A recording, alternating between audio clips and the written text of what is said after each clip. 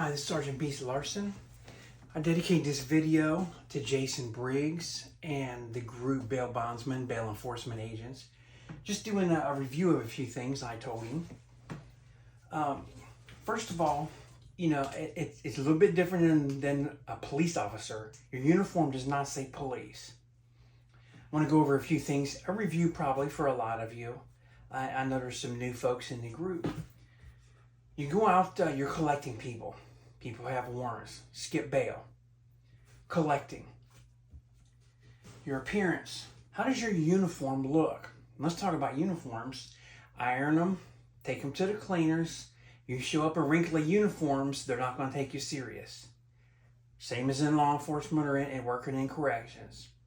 The better you look, the more attention that you draw from them, the more serious they'll take. Now I've got this shirt on, it says Patriot. I'm going to point this out really quick. The shirt that you wear underneath and the stab vest that you're going to wear, or body armor type level 2, level 3 for firearms. This is a level 2 stab vest. Don't go to work without one. If you're watching this video and you put a uniform on, other than security officers that are not allowed, don't go to work without a vest. But I always wear a plain black t-shirt under my vest. I get a size too small so it fit tighter, kind of made my arms fill out, Nobody saw that but me, but it was that mental get dressed aspect why I did that. So your uniform, clean, pressed, not dirty, not coming from the trunk. That carries a lot of weight. Your duty belt. Got my duty belt here, and I lean over a little crooked. Remember, I had spine surgery 2 weeks ago. What's on your duty belt? How is it set up? Your holster. You got a level 2, level 3. This is a level 3 holster. Got a pouch back here for some first aid equipment. Handcuffs, different pouch. This was from when I was at corrections. Handcuffs were different. Belt keepers. Keep some belt keepers. You don't want your belt sliding up and down. A PR-24 baton. Now, I was a PR-24 baton instructor as a police officer. And then a few more things go on here. You're going to throw a taser on here. You're going to have your OC spray on here. Get it set up so that it fits you. Now, depending on agency, here's a tip. Your agencies should all wear them the same way, basically. Because in the event maybe I get injured, I get in a firefight, officers can come over. They know exactly where my ammo pouches are, where my handcuffs are, because they're just set up the same way. Uniformity equals safety, if you can get what I'm saying. And your boots. I really like these 511 tactical boots. Shine them up really good. You go knock on somebody's door. You say, I'm Agent so-and-so here. I'm looking for John Doe, Jane Doe. And the people, what do? They look you up and down, then they whip out their cell phone, they want to record you, in case you're on recording. They're assessing your appearance. Also, you're being recorded, so you're going to be on live TV somewhere. You want to look good on live TV. Have your boots shined. They look at you like, man, that guy's boots are shined. There's no mud. Uniform, iron, clean, pressed. That carries some weight. I got a video about your appearance. I'm going to post this. Think about your boots. I've got on here, and this is old school. I like making videos where I write on here like this. That way, as you're watching, you can screenshot this and look and go back and see this. Your look, your build. Now, I'm not body shaming anybody. We've got tall, short, smaller, bigger, medium, skinny, every body size. But you got to think, in another page here, I'm going to talk about the suspects that you're trying to get. How you look physically. Tattoos doesn't always mean anything. I started police in the 90s, and I went to a class, and FBI and DEA said, if you have 3 or more tattoos, they're dangerous people. I only have 1 tattoo. It's a cross because of faith in God. My children, my 2 daughters have more tattoos than 3. Does that mean they're tough and they're bad? Maybe. Yes and no. I don't want to answer that. Well, I will. I'll say yes. Because I've taught them how to fight. Yes. But your look and your build's going to carry. If you come in there and you look like you've worked out a little bit, or you look like you're a runner, look like a soccer player or something, you've got some sort of athletic build. CrossFit, I'll throw that word out there for those guys. They're going to think, man, I don't know. I don't know if I want to test this guy or not. If you come wrinkly clothes, unshaven, scraggly, which is next, hair, facial hair, you come in unshaven and scraggly looking like the POS that you just called them, the piece of shoot. If you look like what you're trying to collect, who might be missing teeth and drug addicts, they may not take you serious. They may challenge you. Here's what I'm getting at.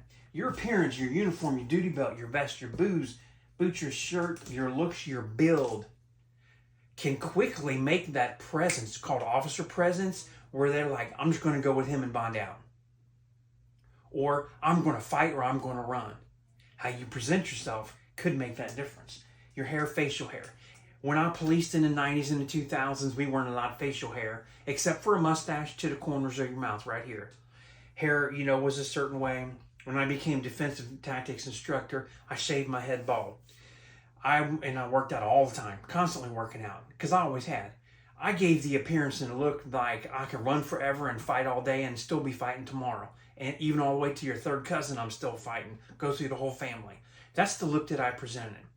And you'll see I'm a little bit not in the same shape as I was in some of my other videos. Sergeant Beast Larson, look them up, the different ones. You'll see some where I look a little bit thicker, working out a whole lot. But the back surgery's changed that. I see officers driving around in cruisers with the window down. They look slovenly, police officers. I see their bellies touching their steering wheel. Makes me furious. I say something, my wife is just like, oh my, here he goes again. Everything. Just because you have facial hair doesn't mean you can whoop people's butt. Facial hair does not equal a badass. I can say that. It doesn't. Facial hair is fine. Nothing against it. I have some goatee. But I tell you what, I've kept my hair like this, kind of a mohawk, kind of that Chuck Liddell look, or shaved it where I look like Goldberg or Steve Austin. But I tell you what, with the goatee in my hair and I come up present and I give people that look directly in their eyeball, and I can't go without blinking a lot. I blink because of my allergy. You give people that look and you have that look, they're going to take you serious. And here's what it is. Serious equals your safety. If they think you're a joke, they're going to fight and run. We're going to get to that here. So you like this? My homemade flipboard. Your health. Are you officers? You bail enforcement folks. Are you a runner? If you're a runner, are you a great quarter miler? Can you do the quarter mile 70 seconds, 75 seconds? Or are you a long distance runner? And this is critical. This is critical. Let me get to this page over here. We're going to flip-flop back in here. This is critical, number one. Because working in corrections, you know what they tell me before they commit a crime, what they do? Do a line of coke. And you know what that does to your body? 2 hours of energy. Explosive energy. They shoot up with some meth. Or to take meth. There's different ways to take meth. Ingest it, inhale it. So you got somebody on cocaine, you got somebody on meth. Guess what? You better be running longer than a quarter mile to catch those I almost said fools, but folks, as they run out the door right by you. Be ready for a long run. Or be an explosive quarter miler and catch them so you don't have to worry about that long run. If you can't run a quarter mile in 2 minutes, you better bring 2 people along with you that can. Don't show up trying to collect somebody who's skipped on a bail and you can't run past the door to 2 houses or down a quarter of the block. If you can't run at all, you're in the wrong profession. I'm sorry. Brutally honest here with you, because your life's at stake. Because these people have weapons in, they'll kill you. Health, weights, strength. How do you train with weights? I was a power lifter and a strongman. You'll see that. You see, I got some highlight videos. You'll like that. Doing the Atlas Stones, pulling an ambulance with my foot in the brace, going like this. Had a great time doing that stuff. I was powerful, but I also trained for conditioning. Like I said, I'll fight you all the way, your first cousin, second cousin, parents, kids, third cousin. I'm fighting tomorrow. I train for that. Make sure you're doing some of both. It's great to pick up a house, but you also need to move with it. Fighter. I love this. This is great. I'm going to make a separate video about stand-up fighting versus ground fighting, BJJ. Now, I do some ground fighting, and this is really awkward. I'm going to tell you this here. I'm going to admit some stuff. As a police officer and instructor of PPCT, I'm thinking the right wording here, be politically correct. Police officer, I carried a backup gun on my ankle. Carried a Glock 22, Glock 23, smaller version of the 40 caliber. When I put the red man suit on, I trained with other officers. And I would train 1-on-1, 2-on-1, 3, 4, 5-on-1. I wanted them to get used to this. How many of you have been in a situation, 4 officers trying to grab a suspect and you get cracked with a flashlight by your partner who says sorry? If you practice with them 3 and 4-on-1, you'll learn how to not hit your officers and make sure the baton or the flashlight or whatever you're doing gets the suspect only. That's a tough but embarrassing moment there, folks. Stand-up fighter. When you're a police officer, it's great. You want to go do have some wrestling background, some BJJ. I got a great friend, Justin, in West Virginia. Trains like crazy in BJJ. And we've had this discussion before. He's in corrections. But a police officer, I mastered and we mastered the stand-up fight. Why? We used objects, walls, cars, trucks, vans, big walls, short walls, an object. It's called a wall stun or a car stun. Grab that person, stun them off there. I got a video, the wrist is the steering wheel to a fight. Grab somebody, put them off an object, keep them up, get them handcuffed, stay up, standing up. Why? Control them, because number one, legally you're responsible for them once you tell them they're under arrest. And you put a hand on them, you're responsible for them. So a crowd comes running or a car's out of control and you guys are rolling around on the ground and you get ran over, you're responsible for them. They're going to sue you for not controlling and protecting him from that car running him over. You get what I'm saying legally? If you're both standing up, you can move him, grab him, drag him, her, get him away, let the car crash without hitting the both of you. But you can defend yourself from the crowd standing up better. I watched a video today, Orlando Airport, Orlando, Florida. 5 or 6 people out of control, all videotaping, all yelling at the officer. Officer's a big officer. You could see his body camera. He'd reach out. He had his wrists and his forearms were really big, so I know he's a weightlifter. And the dude starts touching him. It's a big guy, the dude. And then you could see he touched the officer twice. He said, "Don't touch me," and then all of a sudden they're on the ground. He was so quick to go to the ground, but yet there's 7 other hostiles there out of the 8 people. They jump on him. He's in trouble. He's got a gun.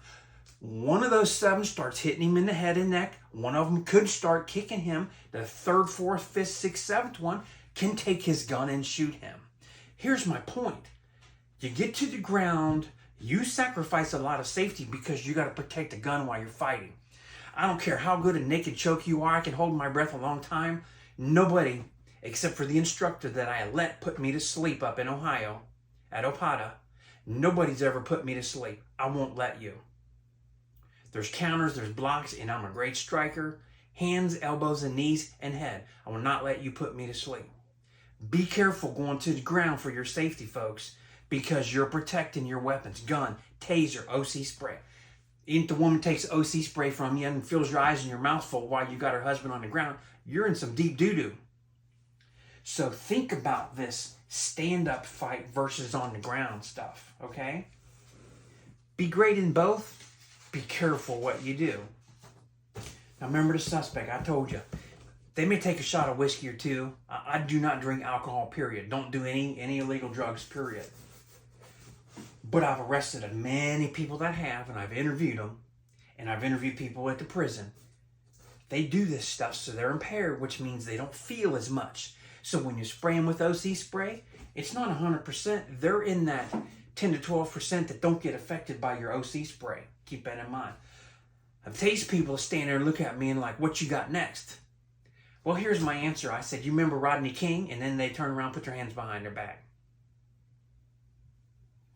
Hey, I just made a statement and went along with my appearance and my clean, ironed uniform and my shiny boots. I just made a statement. I didn't mean I was going to hit them.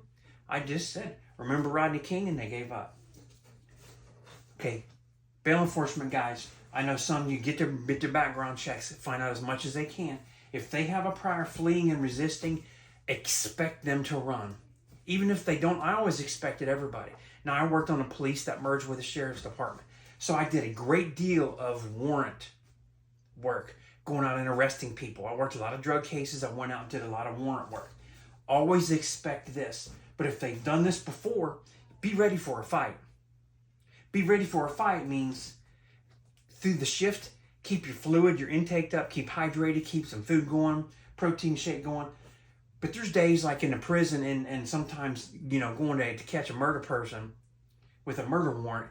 Yep, that's a good time for a 5-hour energy drink, I might say, or a little protein shake about, 15 minutes prior.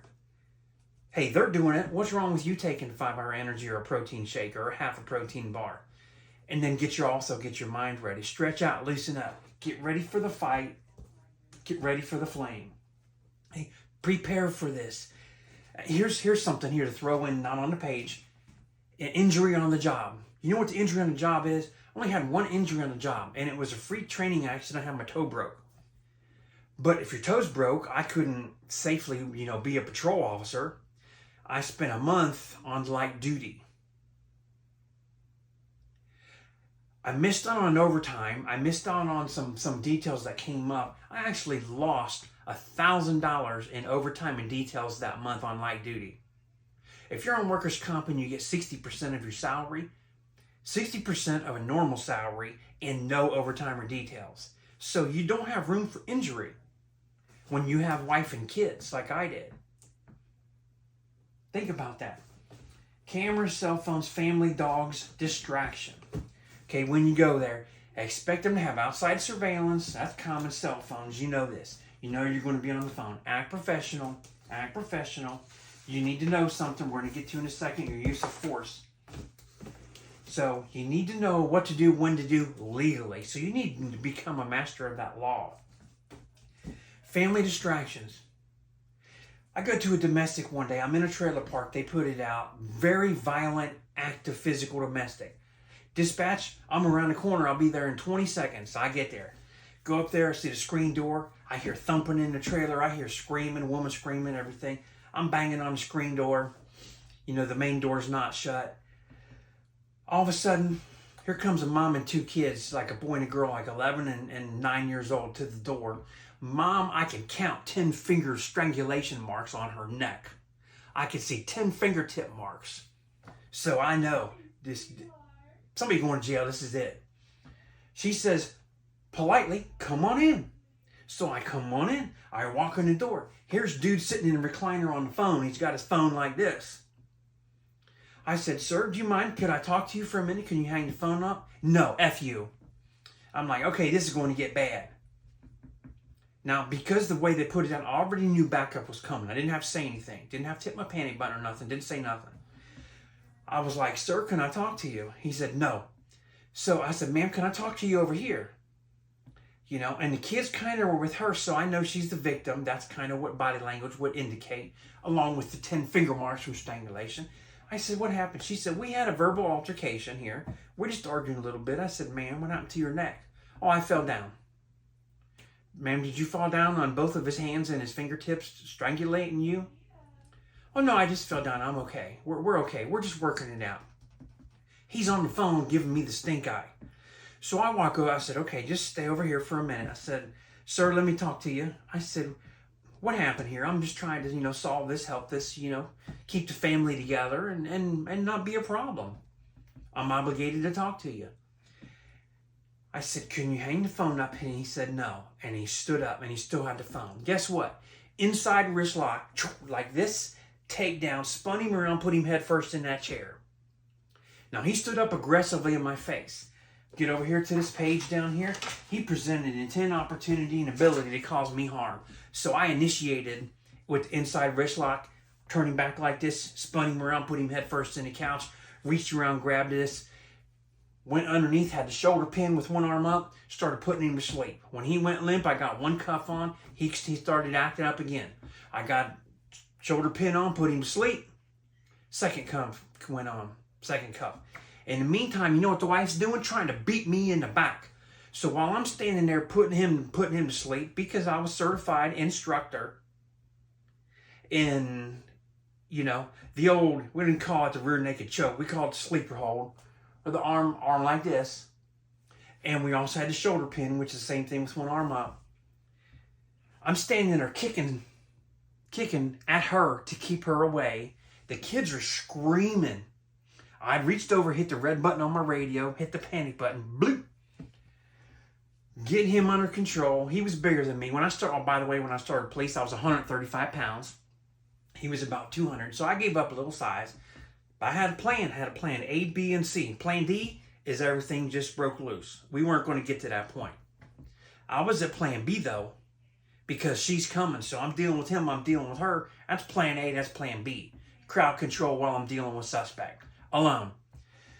A dude shows up at the door, a guy, and I'm thinking, oh no, now there's 3 of them, there's 1 of me. Now I'm going to go hard. I'm going hard on somebody.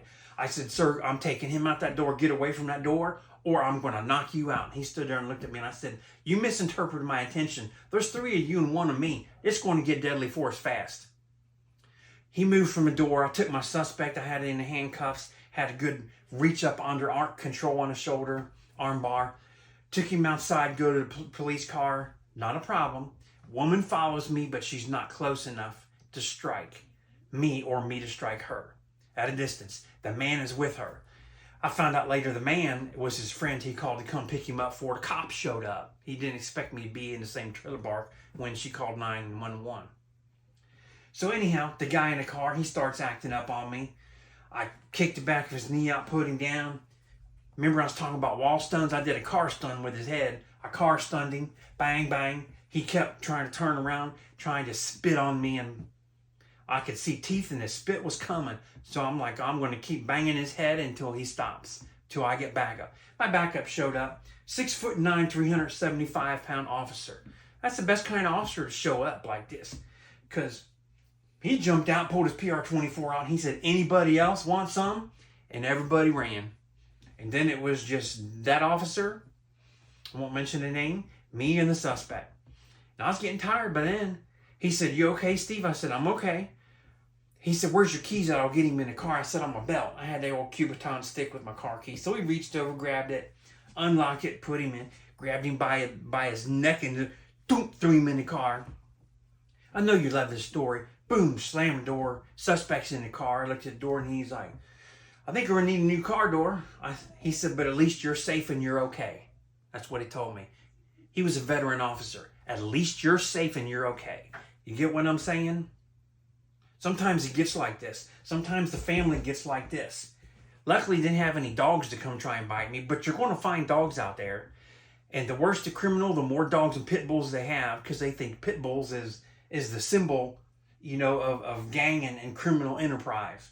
Be ready. Distraction techniques. And the wife was a distraction trying to come and get at me, making me kick at her. So consider what the family's going to be doing. When you go collecting on people, I know you take more than one person. Somebody needs to be assigned to deal with this family distraction. Somebody be ready to deal with the dogs. So you may, if you got a team of 4, you may have one for the dogs, one for the family and the distraction. Okay, I want to move along quick. Use of force options. Learn your laws. Like I said, study. You can defend yourself when the suspect presents intent, opportunity, and ability. Now I'm going to also, after I load this video, another day or two, I've got basics on use of force and then a longer version. I'm going to put both on the page for you. OC spray, taser, baton, canine firearm. Get certified, recertify, practice. I'm not going to say a whole lot about these. Get sprayed with the OC, know what it's like. I tell people in corrections, if you're in corrections, you must hold your breath for 60 seconds. Why? If you're in a dorm working with me, I spray a lot of people. And when I spray it, I'm hitting that big can because as a supervisor, I didn't have that little bitty can. I had a big can, 7% can like the bear spray can. And I'd take the pin out of it so my elbow would go like this and I'd set it off. But you need to be able to hold your breath, deal with the suspect, give your commands. You may have to order some people back, but also, most importantly, you're waiting on the person in the control booth to see what's going on and buzz that door and let you out so you can get fresh air. If you're going to collect people in the house, in apartments, wherever, trailers, buildings, garages, warehouses, consider the OC spray, the fans, the circulation, ventilation. Think about what you're doing. Now, this is a funny story. Back in the 90s, when I began police in 92, you get bar fights and people getting crazy. The old guys would say, hey, Steve, run around back and spray your OC in the air conditioner. Why? Because that makes everybody run out the front door. Oh, sure thing, Sarge. I'd run around back, spray in there, and then I'd run around to the front and watch them all come running out. That's how you empty a bar, and that's how you get everybody arrested that needs arrested. Now, you probably can't get away with that in 2024, but think about that. Is there some place in the middle of that? You need somebody out of a car, you spray mace in the front vent of a car, which I've done dozens of times, to get people out. Eventually, they're going to come out if you got your car blocked in. It's not deadly force. You're not letting them, you have to be blocked in, don't let them drive away. But if their only option is to sit in there or exit the car, they're going to get out of the car. So think about that. Your tasers, remember, you tase some people, it may not work. You may spray. I tased a guy one day and he was moving, and the one hit him. He didn't have a shirt on. I thought, this is perfect. No clothes to interfere with. The second one had went over top and missed him. I only had one prong in. He ripped it out and he was like, okay, copper. You know, call me a bad word, but I'll say copper. What you gonna do next? I said, you remember Rodney King? He turned around and put his hands behind his back because I pulled my baton out. Hey, I was just implying something. I didn't mean I was going to do it. And I was 15 feet away. Your batons. I was an expert on the batons. I only struck 2 people with a baton in my career because I used a running arm lock and a wrist drag all the time. So if you know what I'm talking about, the PR-24 baton, you can't do it with an asp. You have to have a handle. That running arm bar, wrist and the wrist drags, that will save you a whole lot of headache. Get those batons if you can. Get certified, recertify, and practice. They have the white flexible practice batons. Guys in the red man suit, train. K9, if you got them, firearms, you must train proficiently. Remember, you're accountable for every bullet. You're accountable for every place that thing goes and collateral damage. I won't say any more about that. So I'm going to load this intent, opportunity, ability, my use of force. That's my last page. Hope you enjoyed this. Hope you screenshotted them all. I left them each of them up as I was going through. I love doing this for you. If you have any video requests, topic requests, please put them in the comments for me. I'm retired. I have plenty of time. I'm doing this as needed, as much as needed. I'm trying to make 3 to 4 videos a week, put them out there. Just hit me up. Let me know what you would like. Send me a direct message. I'm happy to reply. Jason, as always, I want to thank you, Jason Briggs, for answering my messages, giving me inspiration, as you always do. This is for you guys, and I'll talk to you all soon. Don't forget to like and hit the subscribe button and share. Sharing makes people be safe. Share knowledge in this career field. Thanks. Have a wonderful day.